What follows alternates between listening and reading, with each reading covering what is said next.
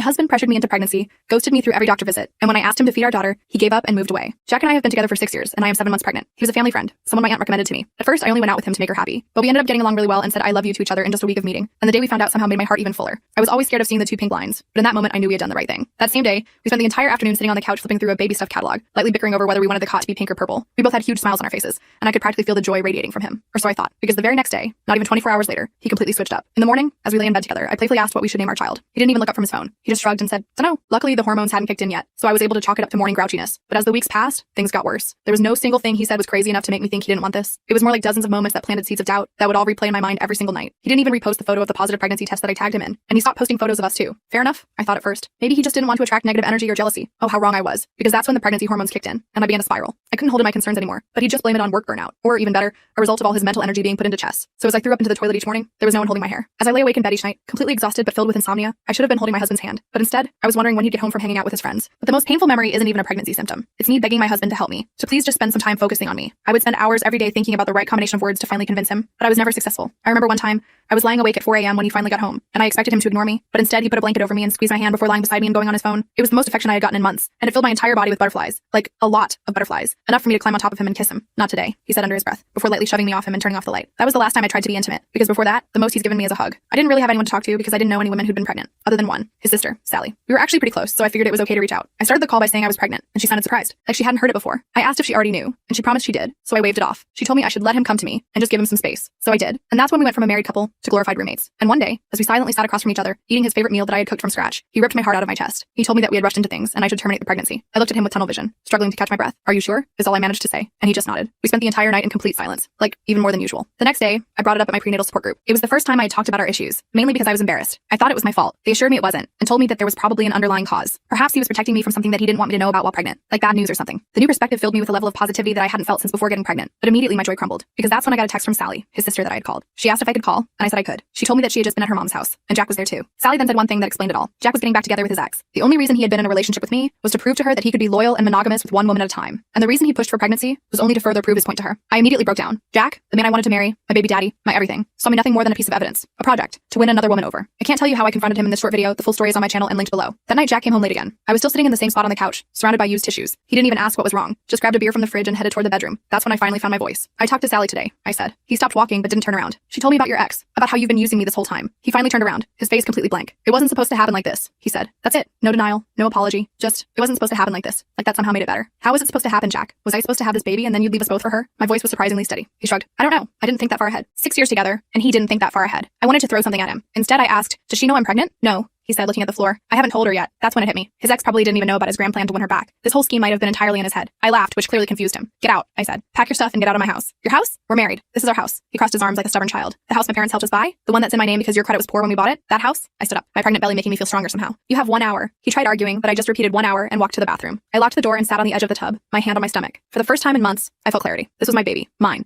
and we were going to be fine without Jack. When I came out, he was throwing clothes into a duffel bag. I sat on the couch and watched him, not saying a word. He kept looking at me like he expected me to break down and beg him to stay. Not happening. As he headed for the door, he stopped. "You'll change your mind. You can't do this alone." I smiled at him. "Watch me." After he left, I called my best friend Melissa. I'd been so wrapped up in my relationship with Jack that I'd barely talked to her in months. She answered on the second ring, and I just blurted out everything. The pregnancy, Jack's betrayal, kicking him out. She listened without interrupting, and when I finally ran out of words, she said only one thing. "I'll be there in 20 minutes. True to her word, Melissa showed up with ice cream and overnight bags. She wasn't leaving me alone, she said. "Not tonight, not tomorrow, not until I felt ready." That night, we stayed up late making lists. Things I needed to do legally, financially, emotionally. By morning, I had a plan. Step 1, change the locks. Step 2, talk to a lawyer. Step 3, tell my family everything before Jack could spin his own version. Step 4, figure out how to be a single mom. I put my hand on my belly and felt a kick. "It's just you and me now, little one," I whispered, "but we're going to be okay." I woke up the next morning with a new sense of determination. Melissa was still asleep on the couch, her arm dangling off the side. I went to the kitchen and made some herbal tea, the only thing my morning sickness would allow me to stomach. While sipping it, I started making calls. First to a locksmith who promised to come by that afternoon, then to my parents who immediately said they were driving over. My mom and dad showed up 2 hours later with bagels and worried expressions. I sat them down and told them everything. How Jack had been acting weird since finding out about the pregnancy, Sally's revelation, kicking him out. My dad's face turned red, and he kept clenching and unclenching his fists. My mom just held my hand and cried with me. I knew something was off about him, my dad said. Never trusted that smile of his. That made me laugh because dad had been Jack's biggest fan for years, always inviting him to golf, praising him for the smallest accomplishments, but I appreciated the solidarity. "What can we do?" Mom asked, already pulling out her phone to take notes. That was so her, always making lists, always ready with a plan. "I'm handling it," I told them, "but I might need help with some of the baby stuff, and maybe a loan until I figure out the financial situation." I hated asking for money, but pride wasn't a luxury I could afford right now. They both nodded immediately. Dad said they'd pay for the lawyer, and Mom promised to go baby shopping with me next weekend. By the time they left, I felt slightly less alone in this mess. The locksmith came and went, and by mid-afternoon, I had new keys and a new sense of security. Melissa helped me change all my passwords, email, social media, streaming services, even the Wi-Fi. It felt like cleansing Jack from my digital life. That night, I got a text from him. "This is ridiculous. I need to get my stuff." I texted back that he could come Saturday morning when Melissa would be with me. He didn't respond. The next next day, I called a lawyer my mom's friend had recommended. She specialized in family law and agreed to see me the following day. I spent the evening gathering financial documents, taking photos of everything in the house that might be contested, and making notes about our shared accounts. My head hurt from all the details, but it felt good to be taking action instead of just crying. Jack texted again around midnight. "You're overreacting. We need to talk." I didn't respond. Instead, I blocked his number. The meeting with the lawyer Denise was both reassuring and terrifying. She laid out my options clearly. File for divorce now or wait until after the baby was born. She explained how custody would work, what child support might look like, and how we'd divide assets. "The good news," she said, "is that the house is in your name. And with such a short marriage and clear evidence of his," she paused, searching for a professional term, "deception, we have a strong case for a clean break." I left her office with a folder full of paperwork and a follow-up appointment scheduled. On the way home, I stopped by the bank and opened a new account, then transferred my portion of our savings. Not all of it. I wasn't trying to be vindictive, just what I'd contributed plus a bit extra for baby expenses. The bank manager gave me a sympathetic look when I explained I was separating from my husband. I wondered how many women sat in that chair every week, dismantling their shared lives. By Saturday morning, I was mentally prepared to face Jack. Melissa sat at the kitchen table while I paced the living room. When the doorbell rang, my heart jumped to my throat. Jack looked terrible. Unshaven, dark circles under his eyes, wearing the same hoodie he'd left in. For a split second, I felt sorry for him. Then I remembered everything and stepped aside silently to let him in. "You changed the locks?" he asked, like I'd done something outrageous. "You have 2 hours to get what you need," I replied. "Anything else can be handled through the lawyers." His eyes widened. "Lawyers? Jesus. Aren't you taking this a bit far?" I didn't answer, just pointed to the bedroom. He walked past me, muttering something under his breath. Melissa gave me a thumbs up from the kitchen. Jack filled 2 suitcases and a backpack, mostly with clothes and electronics. He tried a few times to start a conversation, saying things like, "This isn't what I wanted and you're making a mistake." I just stared at him silently until he stopped talking. As he was about to leave, he turned to me. "What about the baby? That's my child too. You told me to terminate the pregnancy," I reminded him. "You don't get to play the concerned father now." He looked like I'd slapped him. I was confused, but I'd been thinking, save it for the custody hearing. I interrupted. "Goodbye, Jack." After he left, I sat on the floor and cried for a solid hour. Melissa sat next to me, not saying anything, just being there. When I finally stopped, she helped me up and we ordered pizza. That night, I slept better than I had in months. The next few weeks passed in a blur of appointments and preparations. My doctor recommended a therapist who specialized in pregnancy and relationship trauma. I started seeing her weekly. I finished the nursery by myself, painting the walls a soft green instead of pink or purple. My parents bought the crib, Melissa helped assemble it, and I found a secondhand rocking chair on Facebook Marketplace that fit perfectly in the corner. Jack tried contacting me a few times through mutual friends. Each time, I refused to engage. His lawyer reached out to mine, and we began the tedious process of negotiating our separation. I was shocked to discover Jack had racked up credit card debt I didn't know about. Thankfully, Denise protected me from being responsible for it, even though his ability to get credit cards now seemed at odds with his previously poor credit that had kept him off our house title. I guessed his credit situation had improved since we bought the house, but he'd hidden his new spending habits from me. About 3 weeks after Jack moved out, Sally called me. I almost didn't answer, but curiosity won out. "I'm so sorry," she said immediately. "I should have told you sooner. I just didn't know how. It's not your fault," I told her, surprising myself with how much I meant it. "Jack is the one who lied to everyone. He's a mess," she said. "He's staying with our parents and moping around like he's the victim." I laughed bitterly. "And what about his ex? Are they back together?" There was a pause. "That's actually why I'm calling. His ex. She came by yesterday. Apparently Jack has been messaging her for months, telling her he's leaving you and wants to be with her." My stomach clenched. "And she told him she's not interested. Actually, she's engaged to someone else and has been for over a year. She only came by to tell him to stop contacting her or she'd get a restraining order." The irony was almost too much. Jack had thrown away our marriage, our family, for someone who didn't even want him. I thanked Sally for telling me and hung up. That night, I felt the baby kick especially hard, like they were trying to remind me what really mattered. I rubbed my belly and promised them again that we'd be okay. The next morning, I got a text from an unknown number. It was Jack, using a friend's phone since I'd blocked his. "I made a terrible mistake. Please let me come home." I showed it to Melissa, who was still staying with me most nights. She rolled her eyes so hard I thought they might get stuck. Classic. His backup plan falls through, so he comes crawling back. She was right, and I knew it. But a small, weak part of me wondered if we could fix things for the baby's sake. I mentioned this to my therapist, who gave me a gentle reality check. "Children don't need parents who are together," she said. "They need parents who are healthy and stable." "Would going back to Jack make you healthy and stable?" The answer was clearly no. I deleted his message without responding. At my 6-month checkup, I found out I was having a girl. The technician asked if I wanted to share the news with the baby's father. I shook my head and asked for extra printouts of the ultrasound instead.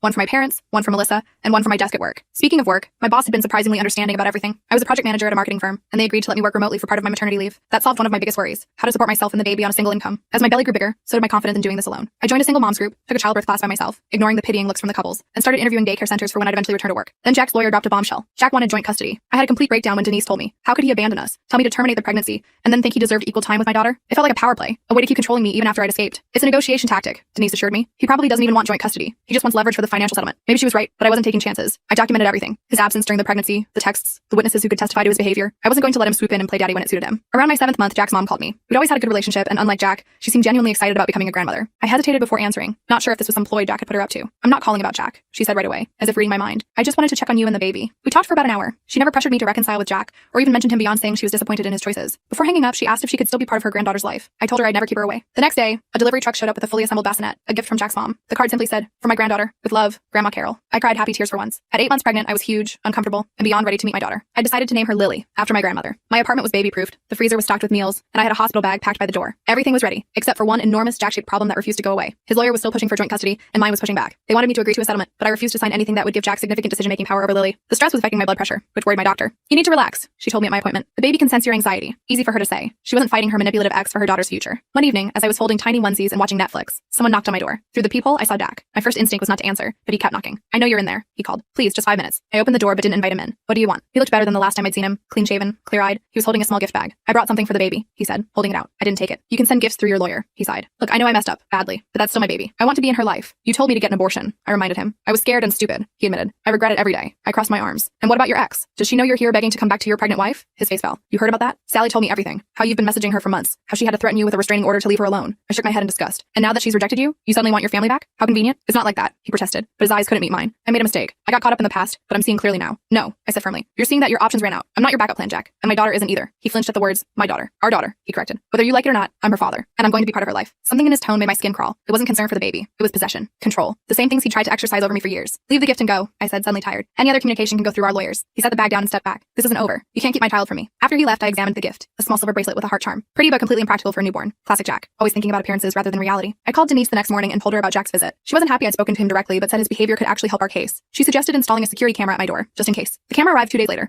along with a no-contact order Denise had filed on my behalf. Jack wasn't allowed to come to my home or workplace without prior arrangement through our lawyers. It wasn't a full restraining order, but it gave me some peace of mind. As I neared my due date, I started having Braxton Hicks contractions. Practice contractions that my doctor assured me were normal. Still, each time they happened, I panicked a little. What if I went into labor and had no one to drive me to the hospital? Melissa promised to keep her phone on 24/7. My parents gave me a spare key to their house just 15 minutes away. My neighbor, a retired nurse named Pat, offered to be on call too. I had people. I wasn't alone. 2 weeks before my due date, I opened my mailbox to find a formal-looking envelope. Inside was a petition for a paternity test and temporary custody arrangement. Jack was escalating the legal battle. I called Denise in tears. Can he do this? Can he take her from me? Absolutely not, she assured me. No judge is going to give temporary custody to a father who hasn't been involved in the pregnancy and told the mother to terminate. This is just more posturing. But it scared me enough that I decided to stay with my parents until the baby arrived. I packed a bag, asked Melissa to check on my apartment every few days, and moved into my old bedroom. That's where I was when my water broke, 3 days before my due date. My mom drove me to the hospital while my dad called Melissa. The contractions started coming faster than I expected, and by the time we arrived, I was already 4 centimeters dilated. This baby's in a hurry, the nurse commented as she hooked me up to monitors. I had imagined this moment so differently, with Jack by my side, holding my hand, telling me I could do it. Instead, my mom took one side and Melissa the other, forming a wall of support that turned out to be stronger than anything Jack could have provided. The labor was fast and intense. 6 hours after my water broke, Lily came screaming into the world, her tiny fist clenched like she was ready to fight. The moment they placed her on my chest, I knew I'd made the right decision. I would do anything to protect this perfect little person. As required by law, Jack was notified of Lily's birth. He sent flowers to the hospital room, which felt like a performative gesture for the benefit of the nurses rather than genuine sentiment. I donated them to the children's ward. When it was time to fill out the birth certificate, I hesitated over the father's section. Denise had advised me that leaving it blank would complicate the legal process later, so I reluctantly put Jack's name. But under baby's surname, I wrote my own last name, not his. It was a small act of defiance that felt enormously significant. The hospital stay was a blur of feedings, diaper changes, and visitors. My parents practically lived in the waiting room. Melissa brought me real food when the hospital meals were inedible. Even Jack's mom came, keeping her distance from her son who showed up exactly once, hovered awkwardly for 20 minutes, then left. Going home with Lily was terrifying and exhilarating. I set up her bassinet next to my bed and spent the first night just watching her breathe. This tiny human depended on me completely. The responsibility was enormous, but so was the love I felt. The first few weeks passed in a sleep-deprived haze. Breastfeeding was harder than I expected, but a lactation consultant helped me figure it out. I mastered the art of one-handed eating and learned that showering was a luxury now. Jack's lawyer continued sending letters, now demanding a visitation schedule. Denise advised me to agree to supervised visits at first, not because Jack was dangerous, but because he had no experience with newborns. We arranged for him to visit once a week at my parents' house, with my mom present. The first visit was awkward. Jack showed up with more gifts, clothes that were too big, toys that were too advanced. He held Lily stiffly, like she might break, and seemed relieved when she started crying, and I took her back. He left after less than an hour. He's doing this for show, my mom said after he left. He doesn't actually want to be a father. I wasn't so sure. Something about the way Jack looked at Lily worried me. Not with love exactly, but with ownership. Like she was a possession he wasn't willing to give up, even if he didn't really want her. As the weeks passed, his visits became more confident. He'd bring his mom sometimes, which actually made things easier. She'd show him how to hold Lily properly, how to burp her, how to change a diaper. I started to think maybe this could work. We could co-parent civilly for Lily's sake. Then came the bombshell. I was at home, finally getting the hang of our new routine, when Melissa called in a panic. Have you seen Jack's Instagram? She asked. I hadn't. I'd unfollowed him months ago and had barely looked at social media since Lily was born. He posted photos of Lily, she said, with some caption about daddy's little princess finally home where she belongs. My blood ran cold. I pulled up his profile and there they were. Pictures of my daughter that I hadn't even seen. Pictures he must have taken during his visits without me noticing. And the comments. People congratulating him, saying what a great dad he was going to be, asking when the baby was moving in with him permanently. It was all for show. All for his image. Just like our entire relationship had been. I immediately called Denise. He's creating a false narrative, I explained, making it look like he has Lily all the time, like he's the primary caregiver. She understood the implications immediately. He's building a case for custody. We need to document everything and limit his access to photos. That night I couldn't sleep. I kept thinking about Jack's endgame. Was he really trying to get custody of Lily? Or was this just another manipulation tactic? Either way, I needed to protect my daughter. The next day, I drafted new ground rules for Jack's visits. No photos without my permission, no social media posts, no taking Lily out of the house. I sent them through Denise, who added legal language making it clear these weren't suggestions. Jack's response came through his lawyer. My client has a right to document his time with his daughter and share it with family and friends. These restrictions are unreasonable and will be contested in court. The battle lines were drawn. I knew then that this wasn't going to be an easy or quick resolution. Jack might have given up on getting me back, but he wasn't giving up on controlling part of my life through Lily. I looked down at my sleeping daughter, her tiny hand wrapped around my finger. I won't let him use you, I whispered. I promise. I was so mad I couldn't even see straight. Jack was playing games with our daughter's life just to make himself look good on social media. After pacing around the living room for about 20 minutes, I called Sally. I needed someone who knew Jack better than anyone to help me understand what the hell he was trying to do. He's always been like this, Sally admitted after I explained the situation. When we were kids, he'd break my toys, then cry to our parents that I was the one who did it. He can't stand looking bad to other people. That fit with everything I knew about Jack. Our entire relationship had been built on appearances. I remembered how he'd always post these super romantic anniversary tributes on Instagram, but then forget our anniversary in real life, or how he'd buy me expensive gifts when his friends were around, but complain about money when we were alone. It was always about how things looked, not how they actually were. What should I do? I asked her, feeling totally lost. Document everything, she said firmly. Every time he's late for a visit, every gift he doesn't bring, every diaper he doesn't change, build your own case. It was solid advice. I thanked her and hung up, then immediately started a detailed log in my phone. I added all the previous visits from memory, noting how long Jack stayed and what he actually did with Lily. The picture wasn't flattering. Most visits lasted under an hour, and he spent most of that time either on his phone or letting his mom take over. The next scheduled visit was 2 days away. I spent that time preparing, downloading a voice recording app on my phone, and setting up a small camera in the corner of my parents' living room. I wasn't being paranoid. I was protecting my daughter. When Jack arrived, I was ready. He walked in with his usual gift bag of impractical baby stuff. This time a pair of tiny designer sneakers that Lily wouldn't wear for at least a year. Hey, he said casually, like we were still friends. How's my princess today? I bristled at my princess, but kept my face neutral. She's doing doing fine. Just fed and changed, so she should be happy for a while. I handed Lily to him, and he immediately held her out for a selfie. I cleared my throat. Remember the new rules, Jack. No photos without permission. He rolled his eyes. Come on, it's just for me. I'm not posting it. No photos, I repeated firmly. He looked like he wanted to argue, but instead awkwardly shifted Lily to his shoulder. She immediately started fussing. My mom, who was sitting nearby pretending to read a magazine, watched with hawk eyes. So, Jack said after a few minutes of awkward silence, I've been thinking about the custody arrangement. Here it comes, I thought. I glanced at my phone, making sure the recording was still going. I think it's time Lily starts spending nights with me, he continued. I've set up a nursery at my new place and everything. I almost laughed. The idea of Jack handling middle-of-the-night feedings and diaper blowouts was absurd. He could barely handle a fussy baby for an hour in broad daylight. She's exclusively breastfed, Jack. She can't spend nights away from me yet. He frowned. You could pump, or switch to formula. I'm not changing my feeding plan to accommodate your visitation schedule, I said calmly. My doctor recommends breastfeeding for at least 6 months. After that, we can reevaluate. That's not fair, he said, his voice rising slightly. I have rights too. Lily started crying in earnest now, probably sensing the tension. Jack looked panicked and immediately held her out to me. She needs you, he said, practically shoving her into my arms. I took Lily and soothed her quickly. Jack watched, a strange expression on his face. Part envy, part relief, part something else I couldn't identify. This isn't working, he said suddenly. These supervised visits in your parents' house. It's weird and uncomfortable. It's what's best for Lily right now, I replied. She needs consistency and familiar surroundings. What she needs is her father, he snapped. In his home, not being watched like some criminal. My mom put down her magazine. Jack, maybe you should take a break. Go get some fresh air. He glared at her but stomped out to the porch anyway. I used the moment to nurse Lily, who had calmed down but was still fussy. When Jack came back, he seemed more composed. I'm sorry, he said, not sounding particularly sorry. This is just frustrating. I feel like you're keeping her from me. I'm not keeping her from you. You're here right now, aren't you? I gestured around the room. But Lily is a baby, not a prop for your Instagram. She needs stable, consistent care from people who put her needs first. And you think I don't put her needs first? He challenged. I thought about his demand for overnight visits, his insistence on taking photos against my wishes, his complete lack of interest in her actual care. No, Jack, I don't think you do. The visit ended shortly after that. Jack left without even saying goodbye to Lily, slamming the front door hard enough to wake her up. I spent the next 20 minutes calming her down again. That night, I listened to the recording of our conversation and felt a chill. Jack hadn't once asked about Lily's health, her development, her feeding schedule, nothing that a concerned parent would want to know. It was all about his rights, his access, his feelings. Lily was just a pawn in whatever game he was playing. I sent the recording to Denise, along with notes about the visit. She called me the next morning. This is exactly what we need, she said. Keep doing what you're doing. The more evidence we have that he's more concerned with his rights than the baby's welfare, the stronger our case. For the next 3 visits, I followed the same pattern. Record everything, take notes, stay calm no matter what Jack said or did. His behavior got progressively more erratic. One week he'd be super attentive, clearly performing for my mom's benefit. The next he'd be distant and annoyed when Lily cried or needed a diaper change. Then came the visit that changed everything. Jack showed up with his mother and a woman I didn't recognize. She looked professional, with a neat bun and a clipboard. This is Angela, Jack said with a smug smile. She's a family assessment specialist. I hired her to observe our visits and provide an expert opinion for the court. I was blindsided. Denise had warned me that Jack might try something like this, but I hadn't expected it so soon. I calmly greeted Angela while texting Denise under the table. Within 10 minutes, Denise called me back. Don't let this woman in your house, she said immediately. She's not court appointed, and you haven't agreed to an evaluation. Tell her to leave. I relayed this to Angela, who looked embarrassed. I was told this was an agreed upon assessment, she said, glancing at Jack. Well, it's not, I replied firmly. I'm happy to participate in a court-ordered evaluation with a neutral specialist, but not someone hired unilaterally by my ex. Jack's face turned red. You're just afraid she'll see what a controlling witch you are. His mother looked mortified. Jack, that's enough. Angela quietly excused herself, saying she couldn't proceed without both parents' consent. Jack followed her outside, yelling about how I was sabotaging him. His mother stayed behind, looking defeated. I'm so sorry, she said quietly. I had no idea he was planning this. He told me Angela was a friend coming to visit. I believed her. Carol had always been honest with me, even when it meant criticizing her son. It's not your fault, I assured her. When Jack returned, he was seething. You've turned everyone against me, he accused. My mother, my sister, even my friends think I'm the bad guy here. You did that all by yourself, I replied. He looked at Lily sleeping in her bassinet, then back at me. Fine, you win. Keep her. I'm done fighting. My heart leapt, but I kept my face neutral. What do you mean? I mean, I'm dropping the custody case. You can have full custody. I'll pay the child support. Whatever. He ran his hands through his hair in frustration. It's not worth all this drama. I should have been relieved, but something felt off. Jack never gave up this easily, especially not when his ego was involved. Why the sudden change of heart? He shrugged, not meeting my eyes. Maybe I realized I'm not cut out for this dad thing. Maybe I just want my life back. Does it matter? You're getting what you wanted. It mattered a lot, actually, but I just nodded, not wanting to push my luck. We'll have the lawyers drop an agreement. Jack left without saying goodbye to Lily. Again, his mother lingered behind, looking troubled. Is he serious? I asked her when Jack was out of earshot. About dropping the custody case? She sighed heavily. I don't know. He was on the phone all morning with someone. When I asked who, he just said an old friend. Then he suddenly wanted to bring this Angela person to the visit. An old friend. My stomach clenched. Emily? Carol nodded sadly. I think so. He's been obsessed with her opinion ever since she rejected him, always wondering what would make her see him differently. And suddenly it clicked. Jack's custody push, the Instagram posts, bringing a professional observer. It was all for Emily's benefit. He wanted to look like father of the year to impress her. But when it got hard, when it required actual effort and commitment, he bailed, just like he had with our marriage. I called Denise immediately after Jack and Carol left. I explained what happened and my suspicions about why. She listened carefully. Let's proceed cautiously, she advised. Draft an agreement giving you primary physical custody with very limited supervised visitation for him. Make sure it includes strict rules about social media posts. If he's serious about backing down, he'll sign it. If not, we're ready for court. 2 days later,